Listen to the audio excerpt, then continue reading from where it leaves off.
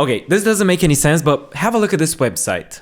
I know it doesn't look like much, but what if I told you that just a few years ago, this brand was actually worth billions? This is Kanye's Yeezy, one of the fastest growing brands to ever exist, while at the same time being one of the fastest dying brands to ever exist. But we're not here for Kanye the musician or Kanye the political fiend. Instead, I want to truly understand who Kanye the fashion designer is. And we're also gonna recreate one of the defining pieces that came out a couple years ago and that we've received way too many requests to cover. The Dove hoodie. This is Behind the Threads.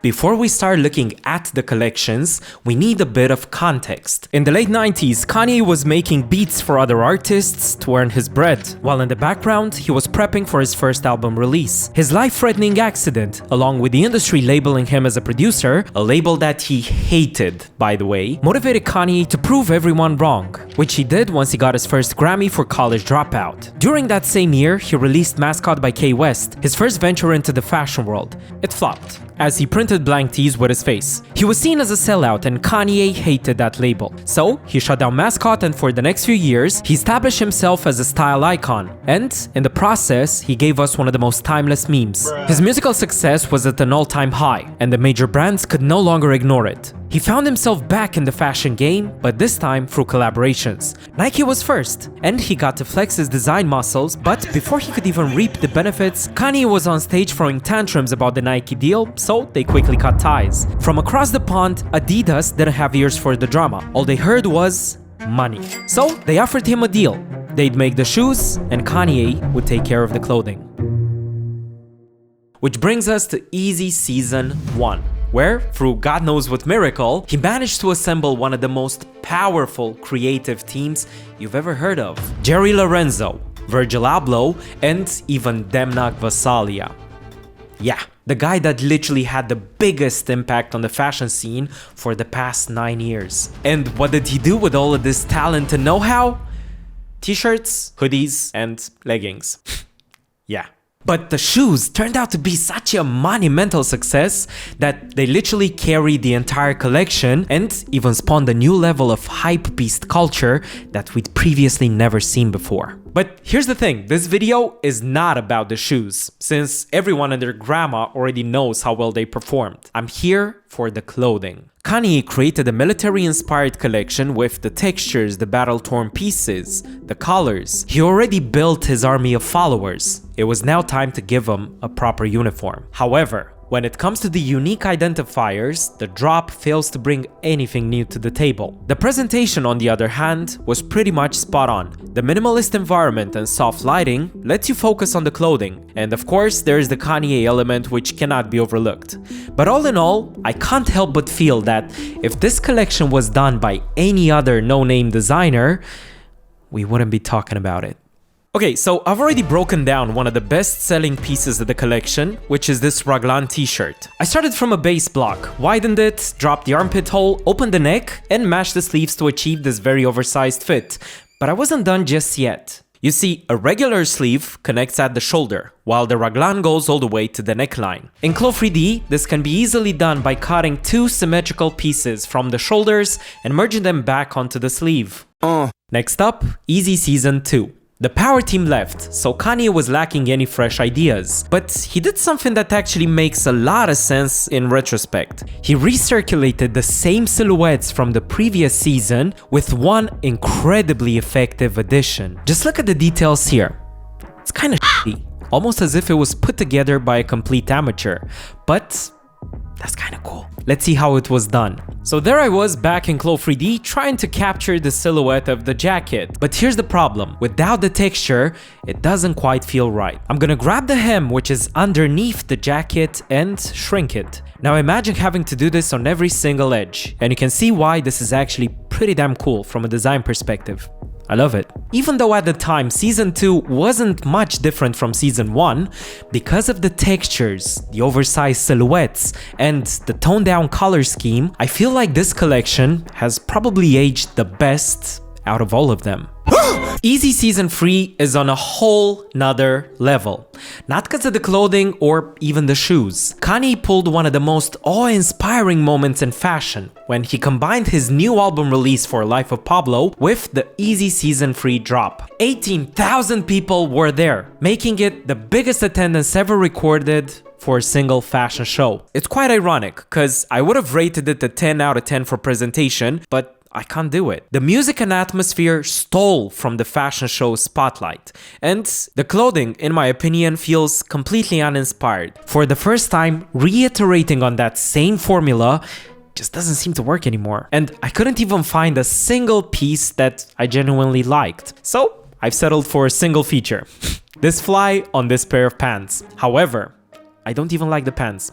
Let's just change it. I started from a base trouser block, widened it to achieve a straight cut, pleated the pair at the front to enhance the structure, and finally added the fly detail, which was quickly done by creating the desired shape and merging it with the front panel. In Season 4, he solidified the basic Yeezy look. So in other words, shit got really boring really fast. But here comes the irony. This was Yeezy's best performing collection yet. And it's not even the clothes, it's the drama behind the main event. The models and the audience were brought to a remote island and held in the scorching sun for hours on end, without water or food. Some of them were exhausted and even fainted. Kanye's conclusion? If you want to sell, maybe do some f***ed up shit. And I don't know if you recognize it, but the best piece from Season 4 is the jersey from Season 1, styled just a tiny bit differently. He's strong. Yeezy Season 5. For the first time, Kanye stayed away from the spotlight with his 5th release, and he even went as far as banning social media coverage from the show. That was a great concept, but again, the clothes kinda sucked. And you can probably see a pattern here. There isn't anything noteworthy, or at the very least, interesting enough to break down. So I guess I'll speedrun through the rest of the drops, and if anything cool pops up, I'll slow down and we'll discuss it. Yeezy Season 6. Boring as fuck. The presentation was kinda cool. Instead of doing the runway show, he dressed his wife and other celebrities as Kim lookalikes. He then had them candidly photographed as if running errands for the city. Yeezy Season 7. Same shit in Japan. I was crazy, dude. Yeezy Season 8. Just as I was losing all hope for the Yeezy brand, finally, there seems to be something here. It's by far the most exciting release since it all started. And here's why it matters. Let's say that you are the hottest celebrity in the world at one point. You launch a brand and you put your name onto a garment. Your fans will buy it until you slip up and no longer deliver what they expect of you. And in that moment, your brand pretty much dies with your celebrity. But what if instead you establish the brand as a truly innovative design studio? That's how the Pradas and the Balenciagas of the world came to be. And there are a few celebrities that managed to pull this off. Let's take the example of the Row. Back in the early 2000s, the Olsen twins were huge. But their fashion brand is not about them. Never was. So even as their fame slowly faded away, the brand was completely unaffected. And as long as the twins don't turn out to be sympathizers, the brand is safe. Yeah, we'll get back to that later. But for now, let's take this pair of pants as an example. To replicate the quilted elements, we're gonna use internal lines and reference them in order to create extra pattern pieces, which are then connected to the main panel. I gotta say, this one is actually lovely. Yeezy Season 9 literally checks all of the boxes. You can't look at this collection and not feel something. You may hate it or love it, but the alien element is undeniable. When you do a show, it's never about promoting the items that your audience will inevitably buy. No, you need to inspire people with your message, and Yeezy finally gets that right. This jacket, this coat, this puffer. Actually, most items shown in this collection are interesting enough to want to break down. Ultimately, I opted for this puffer jacket. Again, I'm starting with a base t-shirt block, widening it by a large margin, pointing the shoulders upwards and opening the neckline so it resembles a slit from the top view. Then, I'm adding these internal lines which will be referenced for quilting and puffing it up. The extreme proportions are everything with this piece.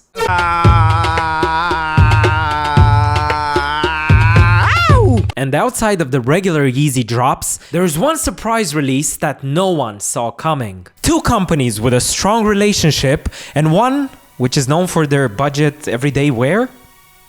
I'm talking, of course, about the Gap / Yeezy / Balenciaga collab. It's an extension of the work done for Yeezy Season 9, following the same alien theme with the ultra oversized silhouette. I started again with the basic tee, oversized it, opened up the neck, made the sleeves longer, and then onto some real innovation. The waistband and the cuffs are hidden on the inside of the hoodie. And to do that, it has to be lined. So it's basically two hoodies merged into one. But I always felt it was a bit too large and long. So I went ahead and cropped mine. And if you want to learn how to design and make this hoodie alongside many other designer pieces, it is now part of the masterclass. Oh, and remember the lesson that Ye got from season 4? It was time to bring back the drama. So, they decided to sell the pieces directly from trash bags, calling out the fashion industry for distributing hundreds of tons of waste on a yearly basis. He did it. It took Kanye more than 15 years from those damned printed blank t-shirts to finally proving the entire fashion industry that he belonged. And less than an hour to f*** it all up. Every human being has something of value that they brought to the table. Especially Hitler.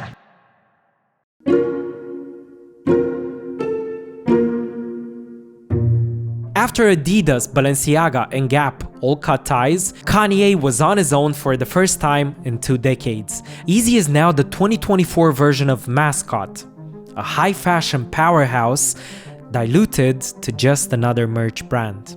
So after all of this, was Kanye ever a good designer?